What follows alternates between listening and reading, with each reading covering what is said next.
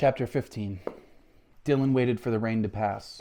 He waited for 3 days to go by and did largely what he had been doing, listening to stories, cooking, painting. He even started writing a story about an old man who went after a legendary fish. Fiction was hard for him. It didn't come naturally. Instead, he just tried to retell the story his grandfather had told him about his close encounter with the red-eyed monster bass. To his grandparents, it seemed like Dylan had settled into a nice routine. He got used to simply being with them, and for the most part, that was true. But what Grandma and Grandpa didn't see were the preparations Dylan was making, the moments he stole away to carry out his plan. One evening, while Grandpa was writing in his office and Grandma was reading in the TV room, Dylan volunteered to take out the trash and snuck out to the shed where Grandpa kept his tools and fishing gear.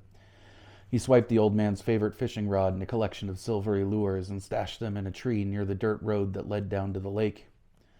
The next day, he offered to do the dishes and collected scraps of food, leftover meat, and put them into a freezer bag, which he buried in the deep freeze in the laundry room.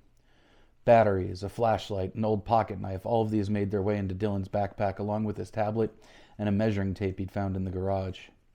For 3 days, he snuck his supplies and hid them in places that would be easy to get to at night, after his grandparents went to sleep. Then on the third night, the night before his parents were coming back to get him, the rain cleared, and Dylan knew it was now or never. Dinner that night had been curiously quiet. He'd gotten so used to Grandma's and Grandpa's constant talking that the cracks of silence that broke into the meal felt like airless canyons. Was it that he was leaving? Was it because they had run out of things to say? His mind was elsewhere, working through the details. I hope you had a good time with us, Dylan, Grandpa said. It's been such a joy to have this time with you like this, Grandma said. It's been great, Dylan said. It was the right thing to say. It was the polite thing to say. But as he played with his peas and walked through his plan one more time, he realized the visit actually had been kind of great, much greater than he ever would have expected. After dinner, they cleaned up, played a couple of games of Kings in the Corner, the card game. It had taken him nearly 3 weeks to understand, and just after 9:30, all three said they were tired and went off to get ready for bed. Of course, Dylan had no intention of going to bed, but something told him to change into his pajamas, brush his teeth, and get under the blankets anyway. And it turned out to be a good thing, too. 15 minutes after he heard his grandparents' bedroom door close, he heard it open again, and a few minutes later his own bedroom door opened. Are you asleep yet? Grandma asked, in a way that also seemed like an apology. She poked her head through the door to find Dylan sitting up, a book about birds propped open in front of him. Yeah, he said, just doing some reading.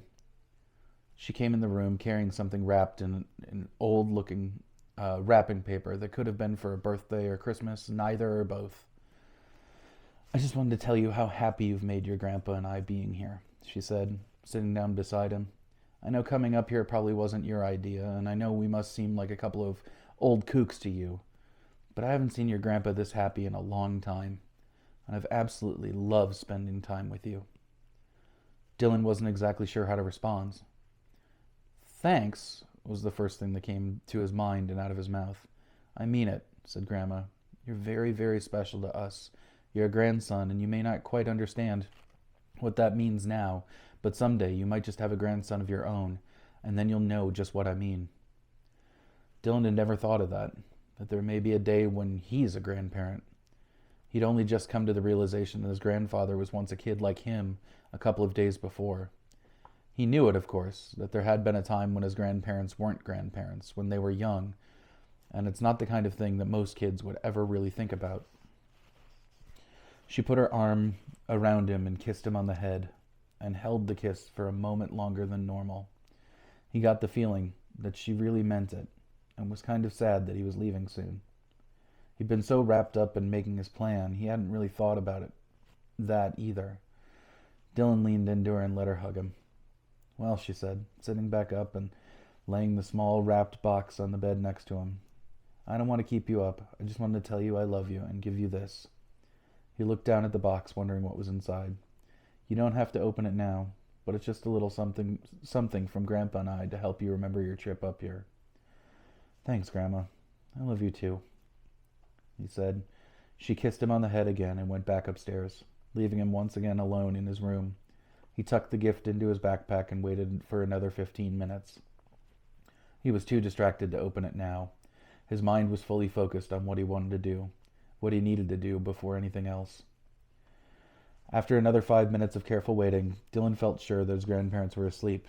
He got out of bed and tucked pillows under the blankets. Anyone who just looked in with the low lights might think he was fast asleep below the covers.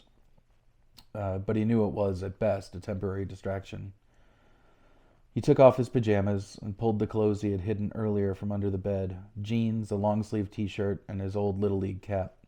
He dressed quickly and double-checked the gear in his backpack, flashlight, batteries, a tablet, the gift from his grandparents, some snacks from the pantry, and just in case, a raincoat. He'd gone over it 100 times in his mind, and it was now time. Now or never, he thought.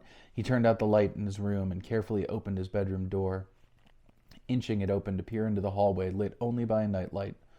The coast was clear. He snuck up the stairs, carefully unlocked the front door, and opened it.